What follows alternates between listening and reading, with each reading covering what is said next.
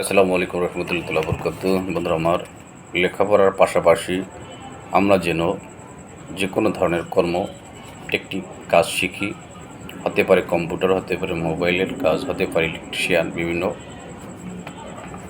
বিভিন্ন সাইডের, হতে পারে ফ্রিজ এবং নানা দিকের বিভিন্ন ইলেকট্রিশিয়ানের যে বিভিন্ন কর্ম রয়েছে সেগুলো হাতে কলমে কর্ম আমরা শিখি। যে কোনো ধরনের কর্মের কাজ আমরা শিখতে আগ্রহী, আন্তরিক হই। লোক আছে, সার্টিফিকেট আছে, চাকরি নেই বা কর্ম নেই। কর্ম আপনাকে আমাকেই তৈরি করতে হবে।